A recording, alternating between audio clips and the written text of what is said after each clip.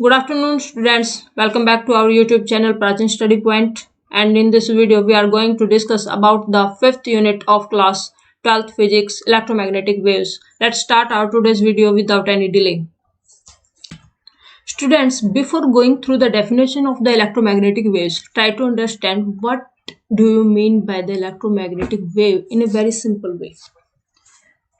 Let's try to simplify the definition of electromagnetic wave through the word electromagnetic. अब सबसे पहले इसको क्या करिए, अब ब्रेक कर लीजिए टू वर्ड्स में. First one is the electro and second one is the magnetic.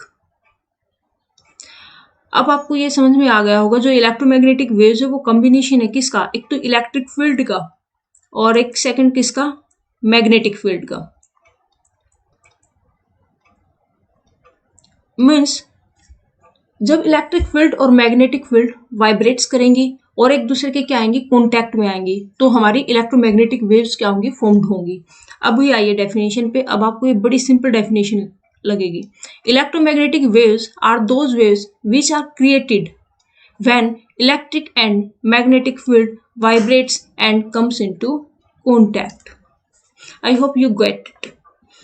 Next is the electromagnetic waves are also known as the EM waves, यानी कि E से इलेक्ट्रिक एंड M से magnetic, electric and magnetic, electromagnetic waves. अब यहाँ पे आप try करिएगा इस डायग्राम को समझने की. ये क्या है, ये है डायरेक्शन जिसमें क्या है, जो इलेक्ट्रिक फील्ड है और जो मैग्नेटिक फील्ड है वो क्या कर रही है, प्रोपागेट कर रही हैं. और ये हमारी क्या होगी, इलेक्ट्रिक फील्ड होगी. और यहाँ पे हमारी ये जो नीचे से आप देख पा रहे होंगे रेडिश कलर, ये हमारी क्या होंगी, electric field, magnetic field, electric field, and this is the path of the propagation of electric and magnetic field. अब यहां से आप समझिएगा इनको हम क्या है, ट्रांसवर्स वेव्स भी बोलते हैं. लेकिन क्यों बोलते हैं, तो देखिए ये मान लीजिए आप ऐसे x axis, y axis and z axis. हमें पता है जो एक्स एक्सिस होता है, वाई एक्सिस होता है और जेड एक्सिस होते हैं, वो तीनों ही अपने कहाँ पर 90 डिग्री एंगल पे क्या करते हैं, मीट करते हैं, मिलते हैं. तो यहाँ पे आप मान लीजिए मैग्नेटिक फील्ड है, ये हमारी क्या है, इलेक्ट्रिक फील्ड है, and this one is the direction. ठीक है, या फिर आप इसको ऐसे भी मान सकते हैं कि हमारी क्या है, इलेक्ट्रिक फील्ड है, ये हमारी मैग्नेटिक फील्ड है, and this one is the direction of propagation. लेकिन आपको बस समझ में आना चाहिए कि ये क्या करती है, 90 डिग्री पे क्या करती है, प्रोपागेट करती है हमारी, चाहे मैग्नेटिक फील्ड हो या फिर हमारी इलेक्ट्रिक फील्ड हो. इसलिए हम इनको क्या बोलते हैं, ट्रांसवर्स वेव भी बोलते हैं. अब हम नेक्स्ट चलते हैं, कैरेक्टरिस्टिक्स ऑफ इलेक्ट्रोमैग्नेटिक वेव्स, यानी कि जो इलेक्ट्रोमैग्नेटिक वेव्स होती हैं वो कैसी होती है नेचर में, उनको हम कैसे कैरेक्टराइज कर सकते हैं कि इलेक्ट्रोमैग्नेटिक वेव्स होंगी. यानी कि उनके कुछ बेसिक फीचर्स होते हैं जिनसे हम उनको क्या कर सकते हैं, आइडेंटिफाई कर सकते हैं कि इलेक्ट्रोमैग्नेटिक वेव्स हैं या फिर नहीं है. तो फर्स्ट पॉइंट होगा हमारा, electromagnetic waves do not require any medium for their propagation, they can propagate into vacuum also.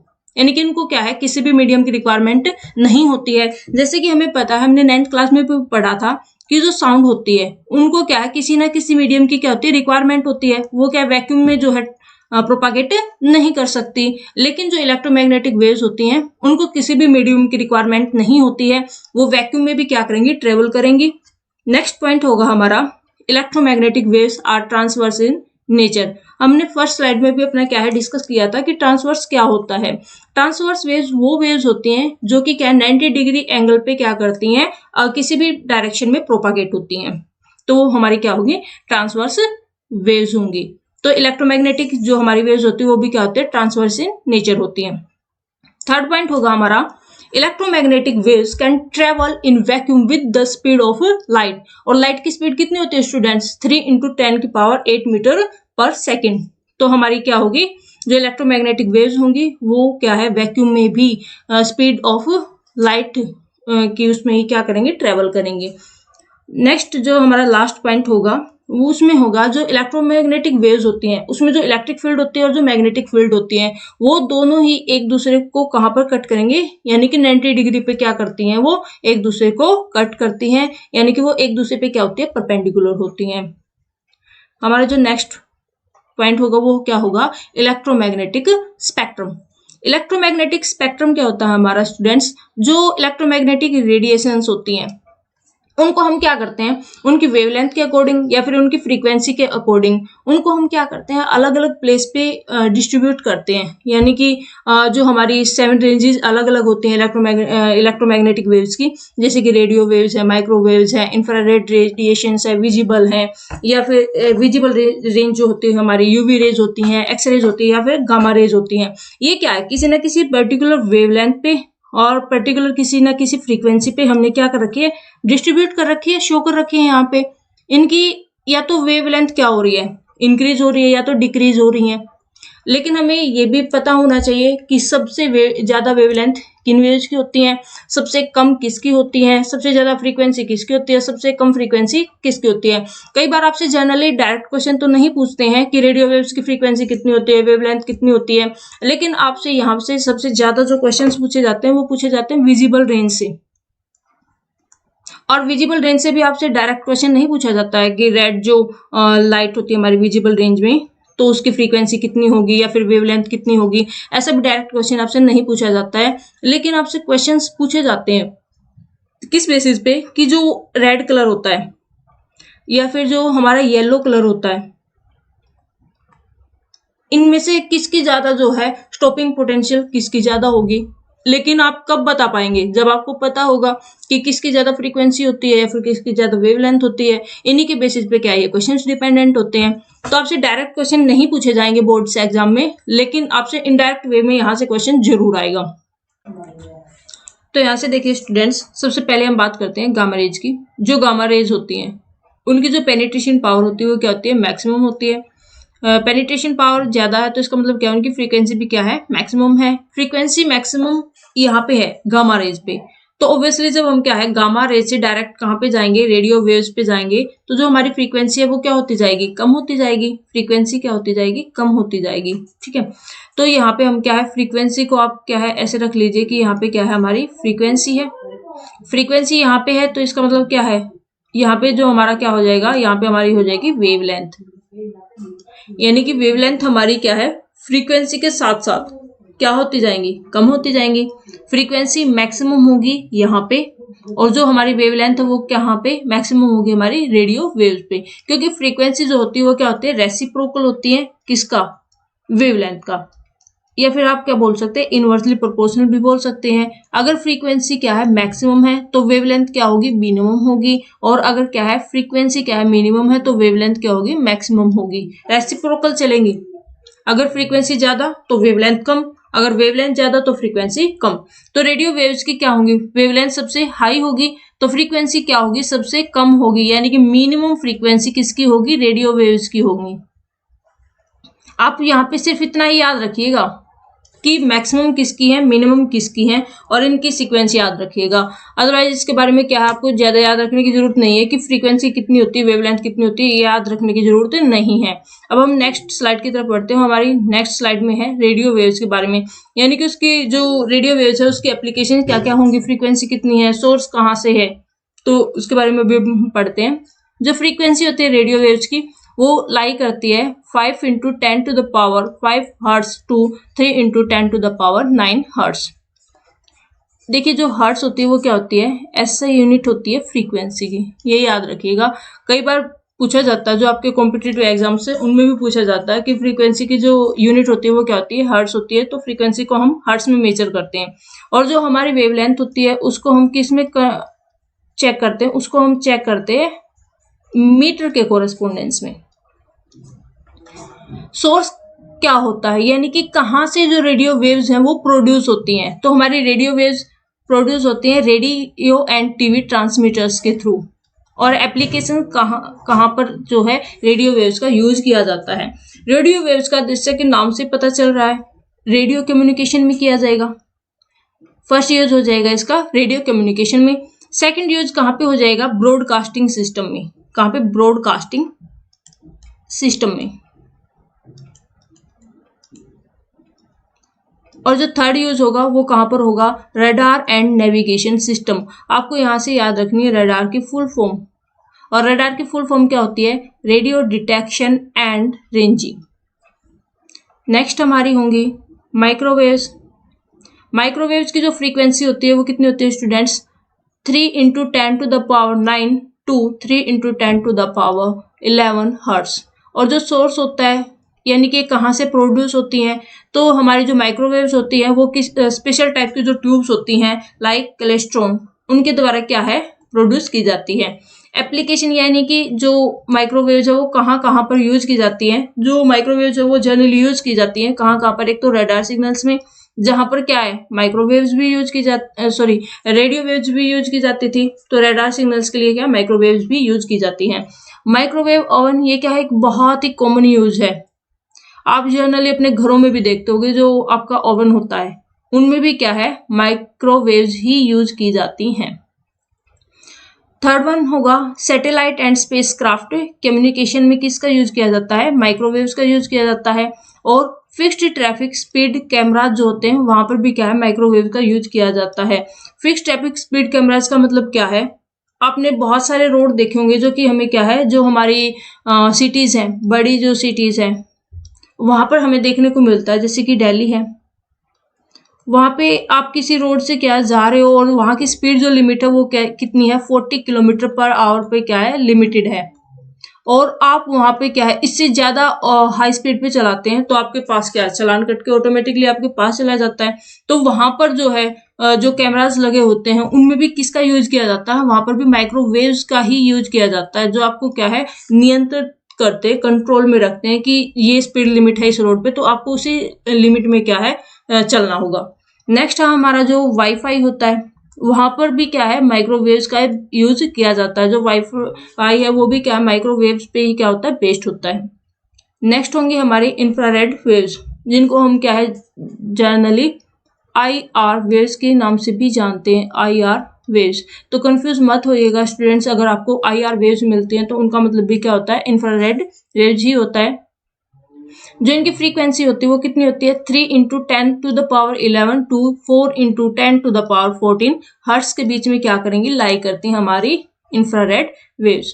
जो सोर्स होता है इंफ्रारेड वेव्स का वो क्या होता है, ये जो है हॉट बॉडीज के द्वारा या फिर जो हॉट मॉलिक्यूल्स होते हैं यानी कि जिनकी काइनेटिक एनर्जी ज्यादा होती है उनके द्वारा क्या की जाती है प्रोड्यूस की जाती है।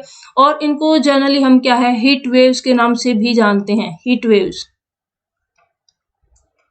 ये क्वेश्चन पूछा जा सकता है आपसे कि हीट वेव्स कौन सी वेव है या फिर इनको हम हीट वेव्स क्यों बोलते हैं। तो इंफ्रारेड जो वेव्स हैं उनको क्या बोला जाता है हीट वेव्स बोला जाता है। क्यों बोला जाता है ये हम अपने क्वेश्चन सेक्शन में जो है बड़े ही डिटेल से पढ़ेंगे कि इंफ्रारेड वेव्स हैं उनको हीट वेव्स क्यों बोला जाता है। नेक्स्ट है हमारा application of infrared waves. Infrared waves की जो एप्लीकेशन है वो क्या क्या होंगी यानी कि उनका यूज कहाँ कहाँ पर किया जा सकता है। सबसे पहले है मस्कुलर पेन यानी कि जो आपकी फिजियोथेरेपी होती है वहां पर हम किसका यूज करते हैं इंफ्रारेड वेव्स का यूज करते हैं। सेकंड होगा हमारा to maintain the earth temperature through greenhouse effect. अब अर्थ टेम्परेचर अगर क्या हो जाए कम या ज्यादा हो जाए तो जितने भी लिविंग बींग्स है ऑन द अर्थ वो क्या होंगे, सबकी जो डिस्टर्बेंस है सबको डिस्टर्बेंस हो जाएंगे, उनकी फूड चेन भी जो है बहुत ही डिस्टर्ब होगी, या उनका जो सर्वाइवल वे है वो भी क्या हो जाएगा चेंज हो जाएगा। यानी कि एक तरीके से ये समझ लीजिए कि जो अर्थ है वो कम्प्लीटली क्या हो जाएगी डिस्टर्ब हो जाएगी अगर अर्थ टेम्परेचर को मेंटेन ना किया जाए तो जो इंफ्रारेड वेव्स होती है वो क्या करती है अर्थ टेम्परेचर को भी क्या करके रखती है मेंटेन करके रखती है। नेक्स्ट हमारा होगा viewing object through hedge and fog यानी कि जो धुंध एवं कोहरा, जिसको आप क्या है हिंदी में क्या बोलते हैं धुंध, हेज, एंड फोग क्या होता है कोहरा, जो कि आपको क्या है सर्दियों में देखने को मिलता है या फिर उन प्लेसेस पे आपको देखने को मिलता है जहां पर क्या है स्नोफॉल होता रहता है। तो वहां पे जो है जो कैमरास के द्वारा फोटोग्राफी की जाती हैं तो उनमें क्या है इंफ्रारेड वेव्स का यूज किया जाता है ताकि जो फोटोग्राफी है वो अच्छे से ली जा सके, यानी कि जो आपके फोटोग्राफ्स है पिक्चर्स है वो क्या हो बिल्कुल क्लियर हो। नेक्स्ट वन होगा remote switches of TV sets. जो आपके टीवी सेट्स होते हैं उनमें जो रिमोट स्विचेस होते हैं उनमें भी किसका यूज किया जाता है इंफ्रारेड वेव्स का ही यूज किया जाता है। और last one is the in weather forecasting, यानी कि आज का जो मौसम है वो कैसा रहने वाला है, इसके लिए भी हम क्या है, इसको फाइंड आउट करने के लिए भी वेदर फोरकास्टिंग में भी किसका यूज करते हैं, IR वेव्स का ही यूज किया जाता है। इसके बारे में एक बहुत ही इंटरेस्टिंग फैक्ट है स्टूडेंट्स, ह्यूमन बींग्स क्या है, इंफ्रारेड वेव्स को डिटेक्ट नहीं कर सकते, लेकिन जो स्नेक्स होते हैं वो क्या है, इंफ्रारेड वेव्स को क्या कर सकते हैं, डिटेक्ट कर सकते हैं। नेक्स्ट वन होगा हमारा विजिबल लाइट, यानी कि विजिबल रेंज, जिनको आप बोल सकते हैं विजिबल रेंज। ये आपके पेपर पॉइंट व्यू से भी क्या है, बहुत ही इंपॉर्टेंट है। फ्रीक्वेंसी कितनी होगी, 4 × 10 to the power 14 to 8 × 10 to the power 14 hertz. आपको कई बुक्स में स्टूडेंट्स यहाँ पर देखने को मिलेगा 8 की प्लेस पे 7 × 10 to the power 14 हर्ट्ज, और कहीं कहीं पर आप नेट पे सर्च करेंगे तो आपको मिलेगा 7.5 × 10 to the power 14 हर्ट्ज। लेकिन आपको अगर पेपर में मिल जाता है तो आप किसको टिक करिएगा, 8 × 10 to the power 14 हर्ट्ज को ही टिक करिएगा। This one is the right frequency of visible range. अलग अलग बुक्स में आपको अलग अलग मिलेगा ये कि फ्रीक्वेंसी कहाँ से कहाँ तक लाई करती है विजिबल लाइट की। अब हम देखते हैं जो सोर्स है वो कहाँ से प्रोड्यूस किया जाएगा, तो produce due to the atomic excitation, यानी कि जो इलेक्ट्रॉन्स है वो ग्राउंड स्टेट से जब एक्साइटेड स्टेट में जाते हैं, यानी कि एनर्जी को एब्जॉर्ब करते हैं और उसके बाद क्या करते हैं, इमिट्स करते हैं, तो उनके थ्रू कौन सी जो लाइट्स है वो प्रोड्यूस की जाती है, वो की जाती है विजिबल लाइट्स, यानी कि विजिबल रेंज में ही हमें क्या मिलेंगे, कलर्स मिलते हैं अलग अलग। नेक्स्ट पढ़ते हैं हम एप्लीकेशंस के बारे में कि एप्लीकेशन क्या क्या होंगे विजिबल लाइट की, यानी कि जो विजिबल रेंज की जो हमारी अलग अलग लाइट्स हैं उनका हम यूज कहाँ कहाँ पर कर सकते हैं। तो हमारा फर्स्ट जो यूज होगा वो होगा टू सी द ऑब्जेक्ट्स। अगर लाइट नहीं होगी, बिल्कुल डार्क होगा, तो आप क्या किसी भी चीज को देख नहीं पाएंगे। आप किसकी वजह से देख पाते हैं, लाइट की वजह से देख पाते हैं, और लाइट हमारी क्या है, विजिबल लाइट ही, यही तो है। Next one is the astronomical world. Astronomical world का मतलब क्या है, आप जितने भी हमारी जो सेलेस्टियल बॉडी हैं, सेलेस्टियल बॉडी को किस वजह से देख पाते हैं, क्योंकि वहां पर क्या है, लाइट है, और लाइट का जो हमारा सोर्स है वो क्या है, सन है। अगर सन ना हो तो क्या है, बिल्कुल पूरे के पूरे यूनिवर्स में क्या होगा, डार्क होगा, और अगर डार्क कहीं पर भी है तो आप क्या है, कुछ भी नहीं देख सकते, ना ही आप कोई भी जो एस्ट्रोनॉमी की हमारी कोई भी थिंग्स है उनको हम क्या है नहीं देख पाएंगे, ना हम क्या है अर्थ को देख पाएंगे, ना अदर जो हमारे प्लैनेट्स हैं उनको देख पाएंगे, ना हमारे जितने भी स्टार्स हैं उनको, किसी को भी हम क्या है देख नहीं पाएंगे अगर क्या है लाइट ना हो तो। नेक्स्ट वन होगा हमारा इन ऑप्टिकल माइक्रोस्कोपी। अब देखिए ऑप्टिकल का मतलब है किससे रिलेटेड होता है, लाइट से। तो जो हमारी ऑप्टिकल माइक्रोस्कोपी होती है उसमें भी हम किसका यूज करते हैं, विजिबल लाइट्स का ही यूज करते हैं। नेक्स्ट होगा in photography to take the pictures. आपने कैमरास में देखा होगा जो फ्लैश लाइट्स होती हैं, आपके जो मोबाइल फोन्स हैं उनमें भी क्या है, फ्लैश लाइट है, और फ्लैश लाइट किसका एग्जाम्पल है, विजिबल लाइट्स का एग्जाम्पल है। तो वहां पर भी हम किसका यूज करते हैं, विजिबल लाइट्स का यूज करते हैं। और जो विजिबल रेंज होते हैं उसमें जो मतलब हमारे जो कलर होते हैं, मेनली कलर्स होते हैं, वो कौन कौन से होते हैं स्टूडेंट्स, वर्क करिएगा इस पे। नेक्स्ट वन होगा हमारा यूवी रेज। यूवी रेज की जो फ्रीक्वेंसी रहेगी वो कहां से कहां तक रहेगी, 8 × 10 to the power 14 to 3 × 10 to the power 17 hertz. और जो सोर्स होंगे वो क्या होंगे, ये क्या है, जो स्पेशल लाइट्स हैं उनके द्वारा प्रोड्यूस किए जाते हैं, और जो बहुत ज्यादा हॉट बॉडीज होती हैं उनके द्वारा भी क्या है, यूवी रेज प्रोड्यूस की जाती हैं। वेरी हॉट का मतलब यहाँ पर क्या है, जैसे कि सन है, हमें पता है बहुत ज्यादा टेम्परेचर है सन का, तो सन भी क्या करता है, यूवी रेज को प्रोड्यूस करता है। नेक्स्ट है हमारी एप्लीकेशंस। एप्लीकेशंस होंगी हमारी for checking mineral samples. Mineral sampling में हम किसका यूज करते हैं, यूवी रेज का यूज करते हैं, बट कैसे, ये बहुत ही मेन क्वेश्चन है कि मिनरल चेकिंग के लिए यूवी रेज का यूज कैसे किया जा सकता है। तो एक प्रोसेस होती है फ्लोरोसेंस। फ्लोरेसेंस में क्या होता है, जब भी कोई भी ऑब्जेक्ट हम यूवी रेज के कांटेक्ट में लेकर के आते हैं तो वो क्या करता है, उस एनर्जी को क्या करेगा, पहले सबसे पहले एब्जॉर्ब करेगा, उसके बाद क्या करेगा, उसको बाहर इमिट भी करेगा। कुछ हद तक तो क्या वो एब्जॉर्ब कर सकता है, लेकिन उसकी एब्जॉर्बिंग कैपेसिटी बिल्कुल खत्म होने के बाद वो क्या करेगा, इमिट भी करेगा।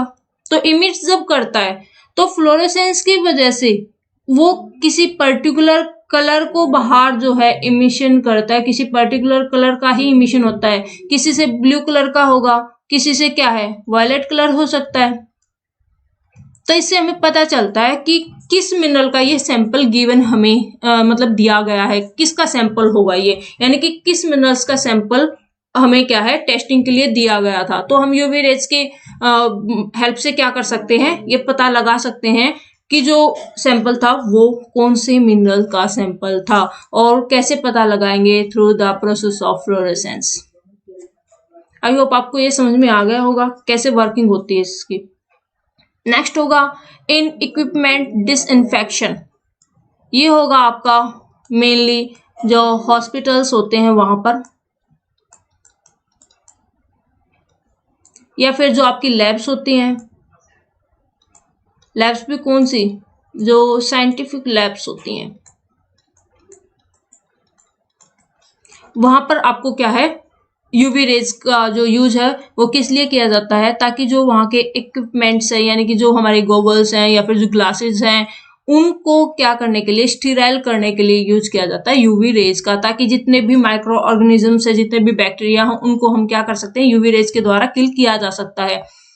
नेक्स्ट हमारा क्या होगा, to collect fingerprint in forensic science. Forensic science में जो फिंगरप्रिंट कलेक्ट करने के लिए भी किसका यूज किया जाता है, यूवी रेज का ही यूज किया जाता है। Next one is the LASIK eye surgery. ये यहाँ पे क्या है, टाइपिंग मिस्टेक है स्टूडेंट्स, इसको क्या कर लीजिएगा, कैपिटलाइज कर लीजिएगा, LASIK, लेसिक आई सर्जरी, जिसको आप अपनी लोकल लैंग्वेज में बोलते हैं लेजर सर्जरी। आपने सुना होगा ये तो, लेजर सर्जरी। तो वहां पर भी किसका यूज किया जाता है, यूवी रेज का ही यूज किया जाता है। क्यों किया जाता है, क्योंकि देखो इसकी वेवलेंथ होती है वो कैसी होती है, लेस होती है, मतलब कम होती है बहुत ज्यादा। और जो यूवी रेज है वो क्या फॉर्म करती है, नैरो बैंड्स फॉर्म करती हैं।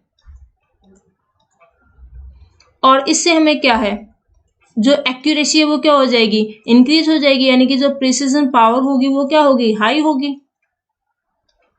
बस इसलिए हम किसका यूज करते हैं, यूवी रेज का यूज करते हैं आई सर्जरी में।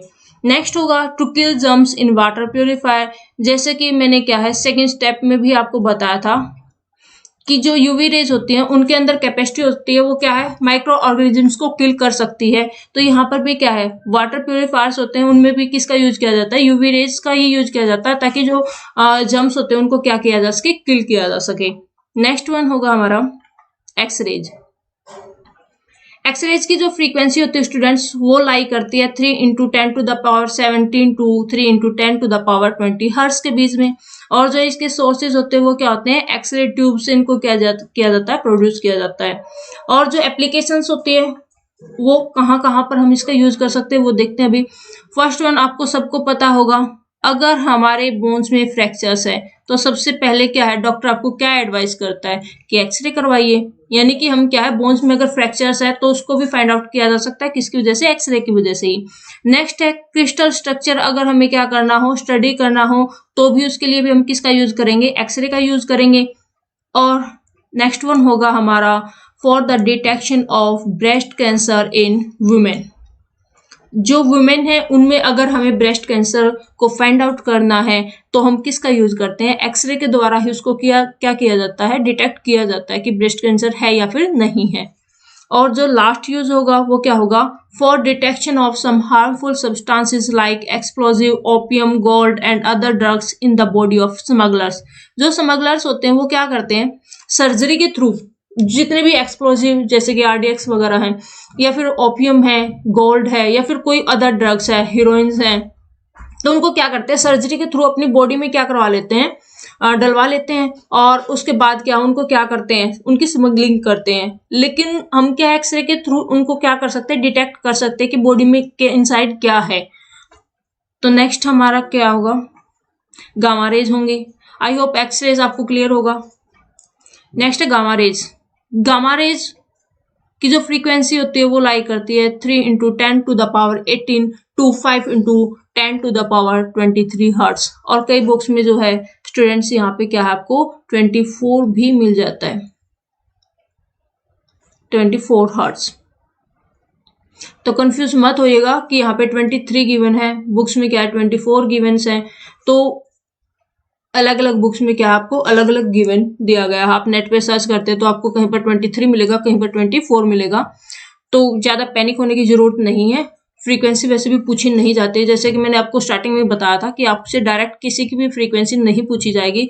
बस आपको एक नॉर्मल आइडिया होना चाहिए कि हाँ यहाँ से यहाँ तक लाई करती है बस। और जो सोर्स होता है गामा रेज का प्रोडक्शन का, वो कहाँ से होता है, रेडियो एक्टिव जितने भी सब्सटेंसेस होते हैं उनके न्यूक्लियस से हमें क्या मिलती है, गामा रेज ही मिलती है। यानी कि जो भी रेडियो एक्टिव सब्सटेंस है हमें पता है उसका डीके होता रहता है। रेडियो एक्टिव सब्सटेंसेस क्या होंगे, डीके होंगे। जैसे जैसे टाइम की पासेस होगी वो क्या है, ब्रेक होते रहेंगे, टूटते रहेंगे। क्यों, क्योंकि जितने भी रेडियो एक्टिव सब्सटेंसेस होते हैं वो कैसे होते हैं, अनस्टेबल इन नेचर होते हैं। अब अनस्टेबल है तो वो क्या करेंगे, स्टेबल जो है प्रोडक्ट बनाने की सोचेंगे। अब स्टेबल प्रोडक्ट बनाएंगे तो उनको क्या है, कुछ ना कुछ तो बाहर निकालना पड़ेगा। और जब वो बाहर निकालते हैं तो उनसे क्या है, गामा रेज की क्या होती है, जब भी वो स्टेबल प्रोडक्ट बनाने के लिए क्या करेंगे, ब्रेक होंगे, तो उनको क्या है, प्रोडक्ट्स तो मिलेंगे उनको यहाँ पे, लेकिन उसके साथ साथ क्या है, गामा रेज भी वहां से निकलेंगे। अब देखते हैं इनकी एप्लीकेशंस क्या क्या होंगी, यानी कि कहाँ कहाँ पर हम गामा रेज का यूज कर सकते हैं। फर्स्ट होगा ट्रीटमेंट ऑफ कैंसर। क्योंकि देखिए मैंने पहले भी बताया था जो गामा रेज है उनकी पेनिट्रेशन पावर क्या होती है, बहुत ही हाई होती है। पेनिट्रेशन पावर का मतलब क्या होता है कि वो किसी भी चीज को क्रॉस बहुत ही जल्दी करते हैं। अब जो कैंसर है वो क्या है, abnormal growth of cell,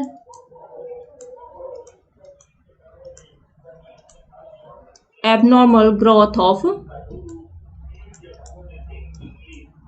cell, यानी कि एक सेल वहां पे नहीं बढ़ते हैं, नंबर्स उसके क्या है बहुत ज्यादा हो जाते हैं। मान लीजिए ये सेल है, ये क्या करती है,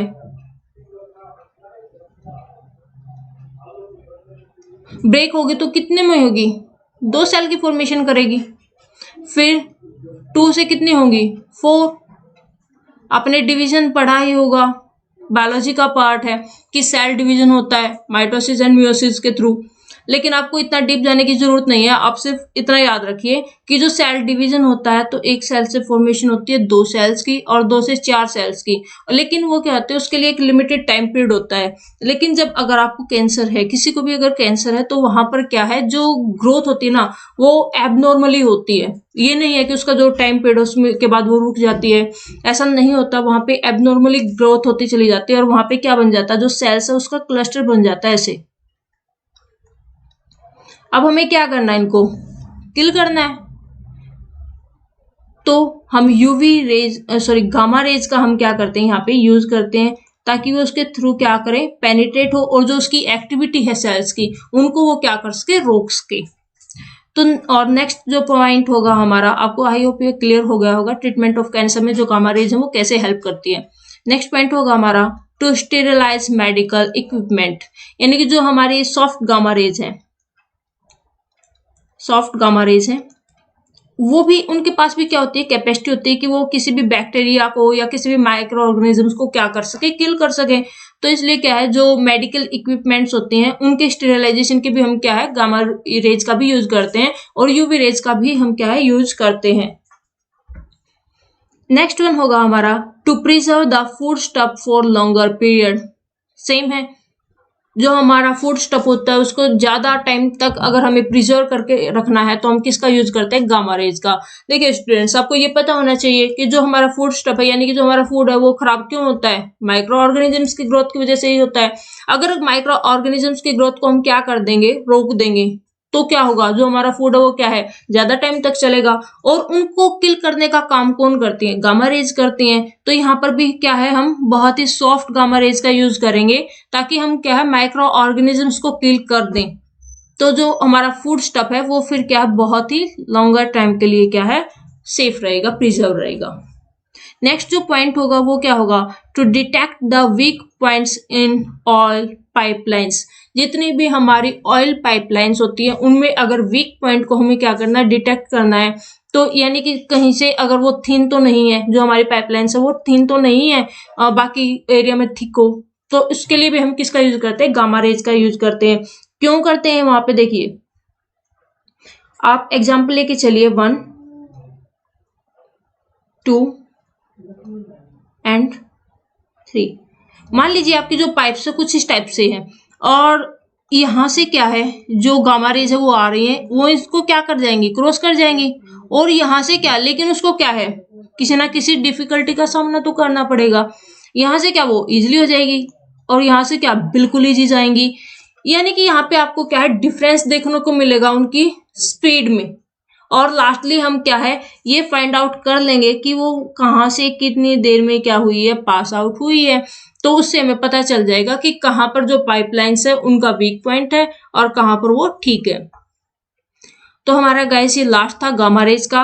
अभी हम डिस्कस करने वाले हैं ओनली विजिबल जो हमारी रेंज थी उसकी वेवलेंथ।